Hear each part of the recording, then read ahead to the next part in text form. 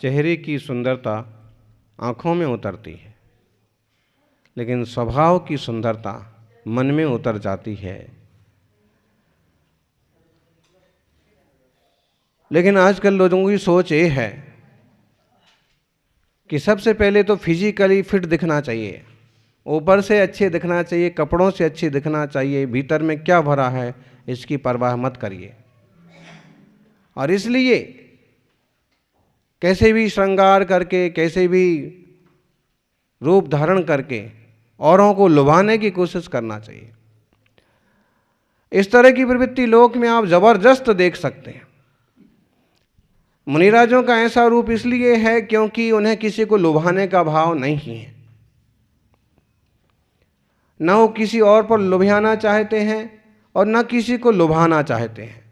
इसलिए सर्व संग त्याग रूप सहज शांत दशा है।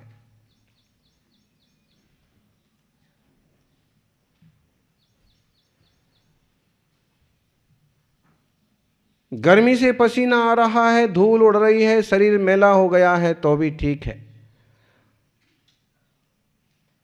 भैयावृत्ति आदि के निमित्त से किसी ने मैल साफ कर दिया है, प्राशुक्त पदार्थों से भैयावृत्ति कर दी है तो भी ठीक है। शरीर कहीं से कटफट गया है तो भी ठीक है, सुंदर है तो भी ठीक है, असुंदर है तो भी ठीक है। वो एक तरह से उदासीन हैं, विरक्त हैं। ऐसे साधकों का दर्शन करना मंगल कहा गया है। योगसार प्रभात एक विशिष्ट ग्रंथ है और बड़ी अच्छी चर्चा उसमें की है। समय सार, प्रवचन सार और पंचाष्टिकाय की सारांश कहिए आप। उसके रचयिता जो आचार्य हैं उनके लिए एक शब्द प्रयोग किया है, शायद उनके शिष्यों ने किया होगा, निस्संग योगी राज अमित गति। निस्संग योगी राज, जिनके पास कुछ भी संग नहीं है, ऐसे योगी राज, ऐसे अमित गति आचार्य ने इस ग्रंथ की रचना की है। दूसरा, फिर उसकी प्रशस्ति में अथवा एक और अन्य ग्रंथ की प्रशस्ति में आता है कि हमारे गुरु कैसे हैं, तो जिनके शरीर पर मैल चढ़ गया है, जिनकी आंखों में कीचड़ भी लगता है तो भी नहीं निकालते हैं। गुरुदेव सन्मति सागर को जिनने पास से देखा है, कम से कम आखिरी वर्षों में तो नाक भी बह पड़ती थी तो वो बहने देते थे, पहुँचते भी नहीं थे।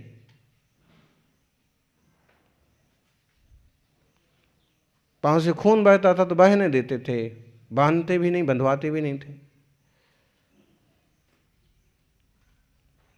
शरीर पर जगह जगह लाल लाल धब्बे पड़ गए, देखने में भी ऐसे लगने लगा था, तब भी उसको उपचार का कोई फिक्र नहीं।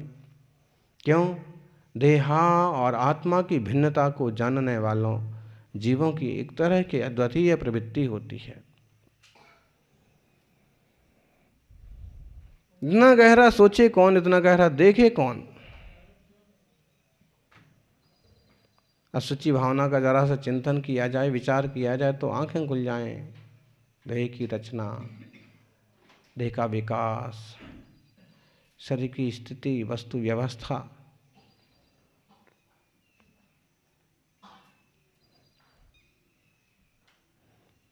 सज्जनों,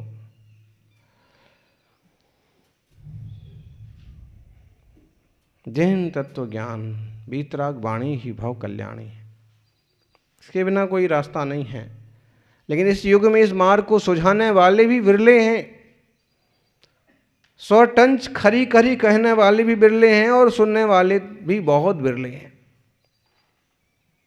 अगर इसी तरह की तत्व की चर्चा की जाती है तो कभी कभी ये शिकायत होने लगती है कि रोज भेद विज्ञान की बात, रोज वैराग्य की बात, कभी व्यापार की बात भी बताइए, कभी बीमारियां दूर कैसे हों ये भी बताइए, कभी संसार में कैसे सुखी रहें तो ये भी बताइए, तो कभी बच्चों का विवाह कैसे करना है, तो क्या करना है, तो कैसे पालना है, तो कैसे रसोई बनाना है, ये भी बताइए। और ये तो चल रहा है ज्ञानी, चल ही रहा है, चलता रहेगा। लेकिन जो कुछ नहीं संसार में बताया जाता है वह बताते हैं वीतरागी मुनिराज। जिनवाणी। बाकी तो कोई ना कोई बता ही रहे हैं, चल ही रहा है। बच्चों को भी नहीं सिखाना पड़ता है कि दूध कैसे पिया जाता है, धीरे धीरे टटोल टटोल के पीना चालू हो जाता है, कैसे बनाना पड़ता है। संस्कार हैं। अगर संस्कार नहीं है तो आत्मशुद्धि के संस्कार नहीं है। देरो मत और संप्रदाय भी ऐसे हैं, आत्मा की स्वतंत्रता को ही स्वीकार नहीं करते। कोई ईश्वर है और वह सबको चलाता है। जब ईश्वर सबको चलाता है तो कुछ करने धरने की जरूरत नहीं है, उसकी मर्जी है, जैसे चलाता रहेगा चलाता रहेगा। एक महान आत्मा है और ये सारी आत्मा उसके हिसाब से चलते हैं। इस टाइप की बातें हैं। अगर एक महान आत्मा और उसके हिसाब से सबको चलना है तो फिर अलग से कुछ करने धरने की और तपस्या साधना की आवश्यकता ही नहीं है। नियतिवादी, जैसा होना होगा सो होगा, वो बात ठीक है। सर्वज्ञ के ज्ञान में झलकता है और वो जानते हैं लोकालोक की त्रकाल की बातें, लेकिन नियतिवाद नहीं सिखलाते हैं वो। उपदेश में यह जो विषय आया है पुरुषार्थ का, आत्म साधने का, वह बहुत उपयोगी है। हमें भगवान जो कह रहे हैं उस पर चलना है।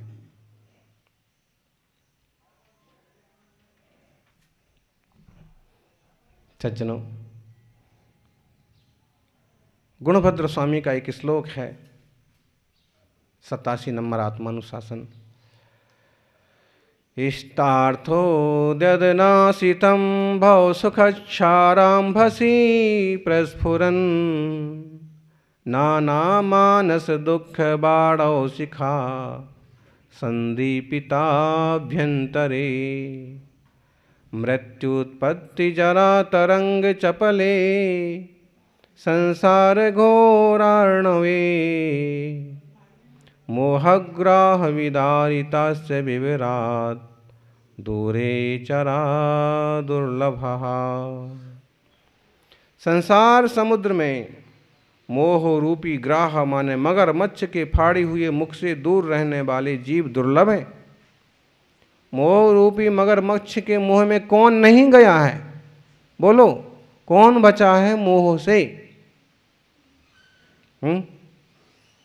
कौन बचा है? कभी कभी तो साधना के क्षेत्र में उतर जाने के बाद भी, माने किनारे पर आने के बाद भी, यह मोह रूपी मगरमच्छ वापस घसीट ले जाता है और किसी न किसी तरह का मोह, किसी न किसी तरह का विकल्प हमेशा दिमाग में घूमता रहता है। कोई लेना ही देना नहीं है। वस्तु की स्वतंत्रता समझ ली जाए, मेरा चैतन्य आत्मा स्वतंत्र है, देह से भी भिन्न है, तो औरों के देह और औरों के एक्शन का हमें क्या फर्क पड़े, हमें क्या लेना देना। लेकिन नहीं, वो पीछा करता है। माया महाठगनी, किस रूप में आए और किस रूप से ठगे। अरे अच्छे अच्छे साधु सन्यासियों की खबर ले ली जाती है। ऐसे में गुरुवर सावधान कर रहे हैं, उलझिए मत।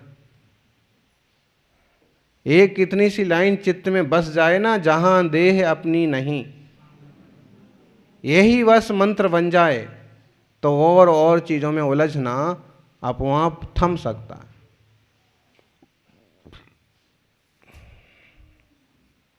दुर्लभ है मोह रूप मगरमच्छ से दूर रहने वाले, दूरे चरा दुर्लभा मोहस्य मोहग्राह विदारितास्य विवरात। मोह रूपी मगरमच्छ ने बड़ा सारा मुंह खोल रखा है और उस मुंह में घुसने वाले जीवी हैं सब दुर्लभा, जो दूरे चरा दुर्लभा, उससे दूर रह रहे हैं, ऐसे दुर्लभ हैं लोग।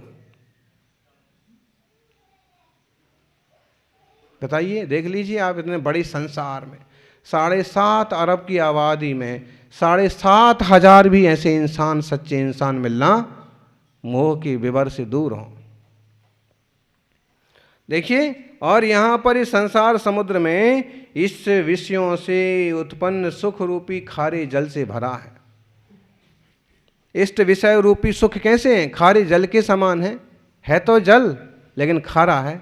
इष्ट विषय सुख भी ऐसे ही हैं, हैं कि जैसे समुद्र का खारा पानी पीने पर भी प्यास नहीं बुझती है, उसी प्रकार संसार के भोग आदि में भी तृप्ति होती नहीं है, भ्रम बना रहता है टोटल।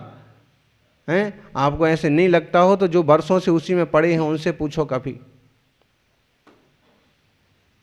सच्चे आदमी से पूछो, वो बताएगा कुछ नहीं रखा।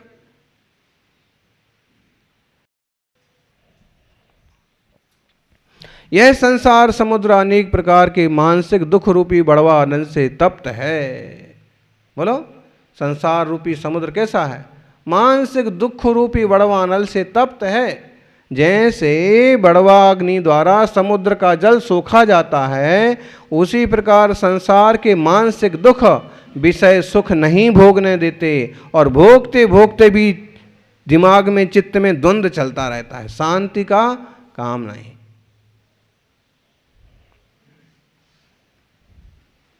संतारूप है, उपलब्ध हैं, लेकिन उसको आप बढ़िया से खाना खा रहे हैं, खाना खाते खाते भी कोई ना कोई संताप लगा है, जल्दी खाना है, दुकान पर जाना है, ये करना है, वो करना है, कुछ ना कुछ विकल्प लगे।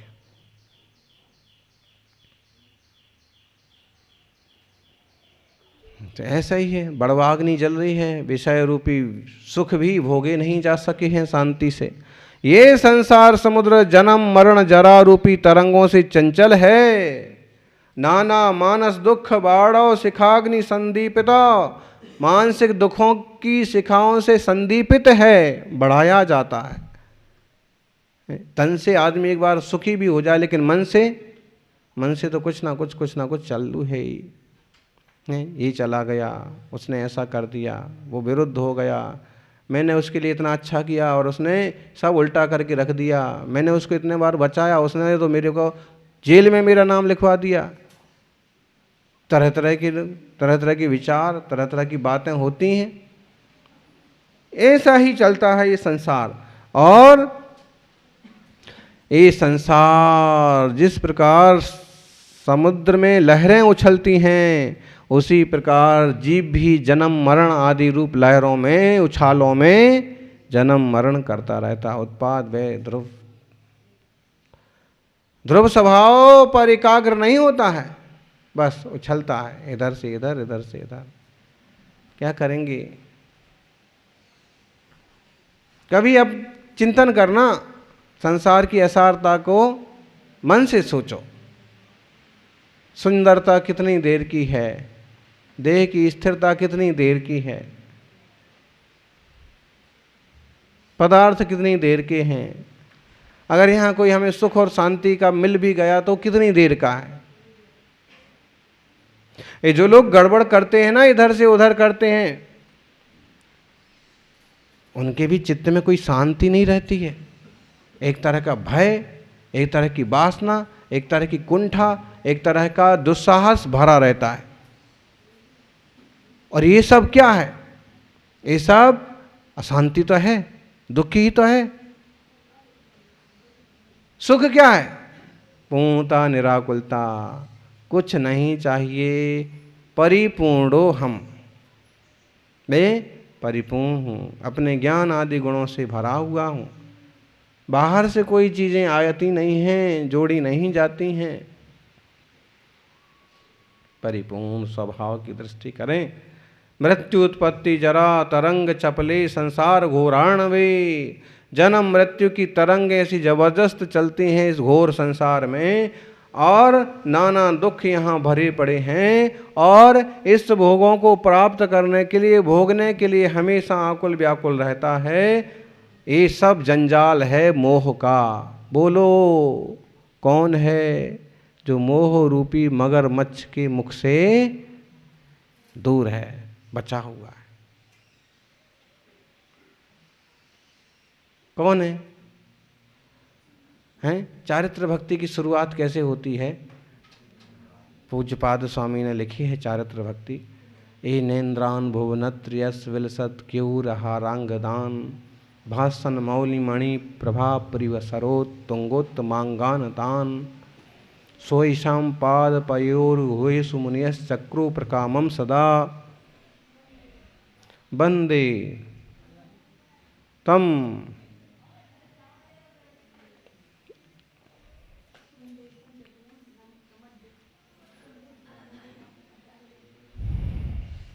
जिनने अपने चरणों में हार मुकुट कुंडल आदि सब कुछ धारण करने वाले रिद्धि संपन्न देवराज इंद्रों को भी शेषाम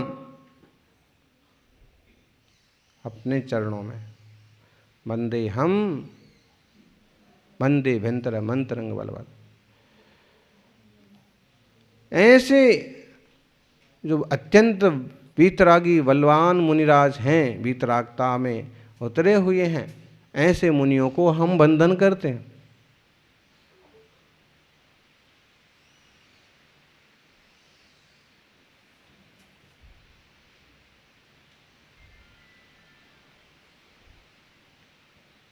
कैसे मुनियों, कौन बचे हैं फिर मुंह से?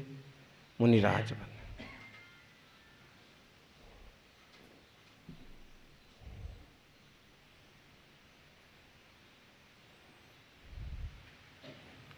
श्रावक भी जितना देवशास्त्र गुरु के सानिध्य में है उतना बचा हुआ है, सुरक्षित है, वरना आकुलता व्याकुलता के अलावा और क्या हाथ लगा हुआ है? बोलिए। यहाँ जो हैं आप पूछ लीजिए, यहाँ होकर के भी उनको कभी विकल्प आ ही जाता है।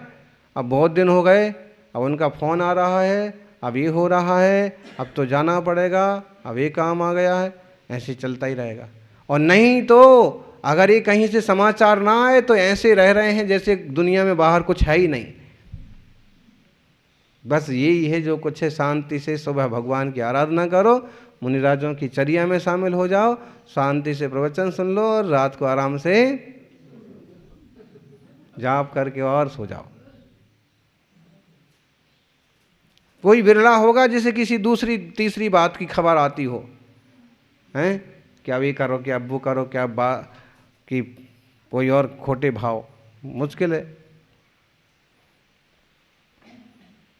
सानिध्य साधु की संगति का प्रभाव बहुत होता है। संसार समुद्र ऐसा अत्यंत खारा है, यहाँ भी मोह का मगरमच्छ है और इसी के प्रपंच में सब जीव पड़े हुए हैं। वे भाग्यवान हैं जो इसके मुख से जितने दूर हैं। तो मुनि तो हैं ही, लेकिन उनकी शरण में रहने वाली या उस मार्ग को जानने वाले भाग्यशाली श्रावक भी एक थोड़ा सा ही सही निराकुल शांत जीवन जीते हैं। सबका सहज और मंगलमय जीवन बने। जय बोलिए 24 तीर्थंकर भगवान की।